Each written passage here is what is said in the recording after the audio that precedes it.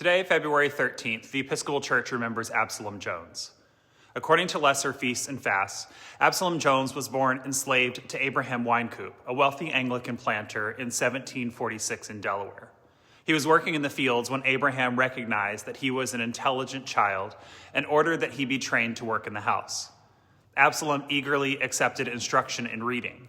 He also saved money he was given and bought books, among them a primer, a spelling book, and a Bible. Abraham Winecoop died in 1753, and by 1755, his younger son Benjamin had inherited the plantation. When Absalom was 16, Benjamin Winecoop sold the plantation and Absalom's mother, sister, and 5 brothers.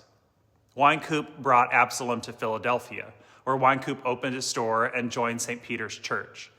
In Philadelphia, Benjamin Winecoop permitted Absalom to attend a night school for black people operated by Quakers. At 20, with the permission of their enslavers, Absalom married Mary Thomas, who was enslaved to Sarah King, who also worshiped at St. Peter's. Absalom and his father-in-law used their savings and sought donations and loans primarily from prominent Quakers in order to purchase Mary's freedom. Absalom and Mary worked very hard to repay the money borrowed to buy their freedom. They saved enough money to purchase property and to buy Absalom's freedom. Although he repeatedly asked Benjamin Winecoop to buy his freedom, Winecoop refused. Absalom persisted because as long as he was enslaved, Winecoop could take his property and his money. Finally, in 1784, Benjamin Winecoop freed Absalom by granting him a manumission. Absalom continued to work in Winecoop's store as a paid employee. Absalom left St. Peter's Church and began worshiping at St. George's Methodist Episcopal Church. There he met Richard Allen, who had been engaged to preach at St. George's, and the two became lifelong friends. Together in 1787, they founded the Free African Society, a mutual aid benevolent organization that was the first of its kind, organized by and for black people. Members of the society paid monthly dues for the benefit of those in need. At St. George's, Absalom and Richard served as lay ministers for the black membership. The active evangelism of Jones and Allen significantly increased black membership at St. George's. The black members worked hard to raise money to build an upstairs gallery intended to enlarge the church. The church leadership decided to segregate the black worshipers in the gallery without notifying them. During a Sunday morning service, a dispute arose over the seats black members had been instructed to take in the gallery.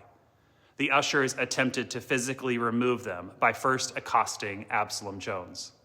Most of the black members present indignantly walked out of St. George's in a body. Prior to the incident at St. George's, the Free African Society had initiated religious services. In 1792, the society began to build the African Church of Philadelphia. The church membership took a denominational vote and decided to affiliate with the Episcopal Church. Richard Allen withdrew from the effort as he favored affiliation with the Methodist Church. Absalom Jones was asked to provide pastoral leadership, and after prayer and reflection, he accepted the call. The African Church was dedicated on July 17, 1794. Soon thereafter, the congregation applied for membership in the Episcopal Diocese of Pennsylvania on the following conditions. 1, that they would be received as an organized body. 2, that they would have control over their local affairs. And 3, that Absalom Jones would be licensed as a lay reader, and if qualified, be ordained as a minister. In October 1794, the congregation was admitted as the African Episcopal Church of St. Thomas. Bishop William White ordained Jones as deacon in 1795 and as priest on September 21, 1802. Jones was an earnest preacher. He denounced slavery and warned the oppressors to clean their hands of slaves. To him, God was the Father who always acted on behalf of the oppressed and distressed. But it was his constant visiting and mild manner that made him beloved by his congregation and by the community. St. Thomas Church grew to over 500 members during its first year. The congregants formed a day school and were active in moral uplift, self-empowerment, and anti-slavery activities. Known as the Black Bishop of the Episcopal Church, Jones was an example of persistent faith in God and in the church as God's instrument. Jones died on this day in 1818. So today we remember Jones, and we commit to worship and serve a God who works on behalf of the oppressed and distressed. Amen.